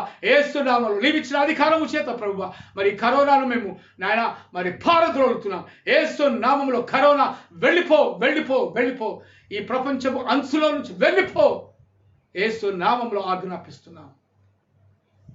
జీవం కలిగిన దేవా జీవాధిపతి నీవిచ్చిన అధికారము చొప్పునే ప్రభువా రోగములనైనా బాగు చేయగలం, కరోనానైనా వెళ్ళగొట్టగలం. ఎందుకంటే ప్రభువా ప్రార్థించుట మా వంతు, పని చేయుట నీ వంతు గనుక ప్రభువా నీవే స్వస్థపరచుమని నీవే కరోనాను వెళ్ళగొట్టుమని యేసయ్య నామములో ప్రభువా మేము అడిగి బ్రతిమలాడుకుంటున్నాం ప్రభువా. మరి అనాథల కోసం ప్రభువా వికలాంగుల కోసం వృద్ధుల కోసం మేము ప్రార్థిస్తున్నాం తండ్రి. మరి ఇంకా నీ నామము తెలియక మరి పెడచెవున పెడుతున్న వారిని కూడా మేము జ్ఞాపకం చేసుకుంటున్నాం ప్రభువా. మరి అన్యాయము అరాచకముగా మరి చేయడానికి సిద్ధంగా ఉన్న మరి ప్రభువా మరి దురహంకారుల కోసం ప్రార్థిస్తున్నాం, దుష్టుల కోసం ప్రార్థిస్తున్నాం. దుష్ట తలంపులు వారిలో నుంచి తీసివేసి ప్రభువా నిన్ను ప్రేమించే మనస్సు వారికి దయచేయమని ప్రార్థిస్తున్నాం. నిన్ను వల్ల నీ పొరుగు వారిని ప్రేమించుటే నిజమైన ధర్మం కనుక ప్రభువా ఆ ధర్మంలో మేమందరము ప్రభువా నడుచుట మా అందరికీ నేర్పించమని, మా దేశమును మీరు బాగు చేయమని, మా దేశము ప్రజలను స్వస్థపరచమని మేము ప్రార్థిస్తున్నాం. ప్రతి ఒక్కరిని ఆశీర్వదించమని అడుగుతున్నాం ప్రభువా. మరి మా యొక్క దేశంలో ఉన్న ప్రతి రాష్ట్రంలో ఉన్న ప్రతి బిడ్డలను కూడా ప్రభువా మరి పేరు పేరు వరుసలో మీరు దీవించండి. ప్రభుత్వాల కోసం ప్రార్థిస్తున్నాం, కేంద్ర ప్రభుత్వం కోసం ప్రార్థిస్తున్నాం తండ్రి. మంచి జ్ఞానంతో పరిపాలించుట, పేద ప్రజలను ప్రేమించుట, బీద బిడ్డలను ప్రేమించుట, వారి అవసరాలు అక్కరలు ఈ ప్రభుత్వాలు తీర్చుట వారికి నేర్పించమని ప్రార్థిస్తుంటున్నాం. యేసురాజా నీకు అసాధ్యమైంది ఏది లేదు కనుక ప్రభువా దేవాది దేవుడవు నీవే కనుక ప్రభువా నిన్నే ఆశ్రయిస్తున్నాం, నిన్నే ప్రభువా నీ సన్నిధికి మేము వస్తున్నాం కనుక ప్రభువా మమ్మల్ని అందరినీ మీరు దీవించుమని ఆశీర్వదించుమని ఆయన సాతాను దుష్ట శక్తులను అంధకార శక్తులను యేసు నామములో బంధిస్తున్నాం కనుక ప్రభువా నీవు మా పక్షమును ఉండగా మాకు విరోధి ఎవడు తండ్రి కనికరించి ప్రభువా మరి కాపాడి నడిపించమని అడుగుతున్నాం. ఈ రాత్రి కూడా ప్రభువా మంచి నిద్రను మంచి మెలకును విశ్రాంతిని మాకు అనుగ్రహించి తిరిగి ఉదయమున లేచి నిన్ను స్తుతించి గణపరిచే బిడ్డలుగా ప్రభువా మమ్మల్ని మేల్కొల్పమని ప్రార్థిస్తున్నాం. మెలకుగా ఉండి ప్రార్థన చేయట మా అందరికీ నేర్పించమని అడుగుతూ మరి ఈ ప్రార్థనలో ఏకీభవించిన ప్రతి బిడ్డలను కూడా ప్రభువా మరి దీవించమని ఆశీర్వదించమని అడుగుతూ యేసు క్రీస్తు అతి పరిశుద్ధ నామములో అడిగి ప్రార్థిస్తూ స్తుతిస్తున్నాము తండ్రి. Amen amen amen. తండ్రి కుమార పరిశుద్ధాత్మ నామం త్రియేక దేవుని యొక్క నామములో శాంతి సమాధానము ఇప్పుడును ఎల్లప్పుడును మనందరికీ తోడై నీడై సమృద్ధి జీవులోకి మనలందరినీ నడిపించునుగాక. Amen amen amen. యేసు రక్తమే జై, సిల్వ రక్తమే జై, యేసయ్య అతి పరిశుద్ధ నామములకే జయం, సిల్వ రక్తములకు సంపూర్ణ విజయము కలుగునుగాక. Amen amen. తండ్రి కుమార శుద్ధాత్మకును దగు స్తుతి మహిమలు కలుగుగాక. ఆదిని ఇప్పుడు ఎల్లప్పుడు నైనట్లు యుగముల నౌన్ ఆమేన్. తండ్రి కుమార శుద్ధాత్మకును దగు స్తుతి మహిమలు కలుగాక. ఆమేన్. ప్రైజ్ ది లార్డ్ అండి. మీ అందరికీ యేసు క్రీస్తు అతి పరిశుద్ధ నామములో మీకు వందనాలు తెలియజేస్తున్నాను. ఈ లైవ్లో పాల్గొన్న ప్రతి బిడ్డలను దేవుడు సమృద్ధిగా ఆశీర్వదించునుగాక. ఆమెన్. కృపా దీవెన సువార్త పరిచర్యలో మీ సహోదరుడు దేవదాస్ గారు. కాబట్టి మీరందరూ ఈ యొక్క పరిచర్య గురించి ప్రార్థించవలసిందిగా మనవి చేయుచున్నాను. మీ సమస్యలు ఏదైనా ఉన్నట్లయితే మాకు ఫోన్ చేయగలరు. మీ కొరకు మేము ప్రార్థిస్తాం. మా యొక్క ఫోన్ నంబర్ 9949210277. మీరు మాకు ఫోన్ చేసినట్లయితే మేము ప్రార్థిస్తామని మేము మీకు తెలియజేస్తున్నాము. ఈ స్వార్థ పరిచర్య గురించి మీరు ఇంకా మా కోసం మీరు కూడా ప్రార్థించవలసిందిగా కూడా మేము కోరుకుంటున్నాం. దేవుడు మిమ్మల్ని అందరినీ దీవించునుగాక. Amen. Thank you very much. Praise the Lord. Hallelujah.